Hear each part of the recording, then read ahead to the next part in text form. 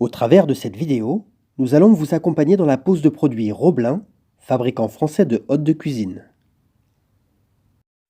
Nos plafonniers se fixent à une hauteur maximale de 1,50 m du plan de cuisson. De faible encombrement, le plafonnier s'installe dans un faux plafond de 20 cm sans avoir à déporter le moteur.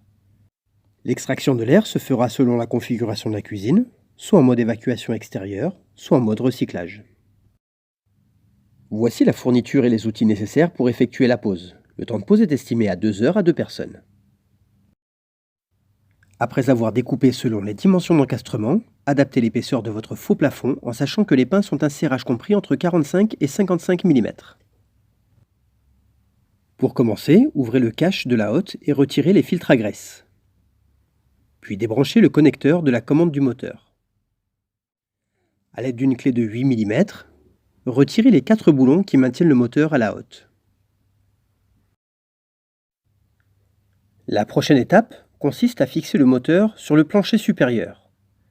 Il faudra que le moteur soit parfaitement aligné à son emplacement sur la hotte. Repérez donc les axes de perçage des équerres de fixation. Ensuite, fixez les équerres sur le plancher supérieur. Les équerres doivent avoir l'écartement exact de la largeur du moteur. Et pour rappel, le moteur doit être parallèle et centré à la découpe d'encastrement. Ensuite, placez le moteur avec l'extraction du côté souhaité et vissez les 4 boulons sans les serrer complètement. Enfin, fixez la gaine rigide rectangulaire avec du ruban adhésif aluminium par exemple. La dernière étape consiste à placer la hotte et la fixer au moteur. Tout d'abord, desserrez les 4 pinces de fixation au maximum juste avant qu'elles ne se rabattent en position rentrée. N'utilisez pas la visseuse. Raccordez la hotte au secteur, elle doit être protégée par un disjoncteur de calibre 16 A. Rentrez la hotte dans son emplacement, vous devez entendre des clics. Puis à l'aide d'un tournevis, serrez les 4 pinces en vissant. N'utilisez pas la visseuse pour ne pas endommager les pinces.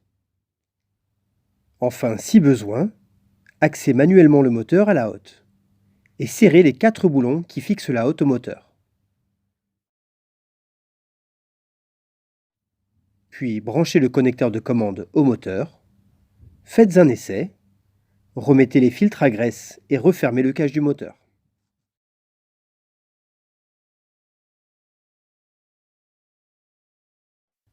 Retirez la hotte. Débranchez le connecteur de commande du moteur et dévissez les 4 boulons qui relient le moteur à la hotte. Exercez une pression sur chaque coin de la hotte et dévissez les pinces de fixation jusqu'à la butée. Ne forcez pas sur la butée et n'utilisez pas la visseuse, sous peine d'endommager les pinces. Enfin, retirez la hotte délicatement de son emplacement. Fixez la hotte sur le plancher supérieur.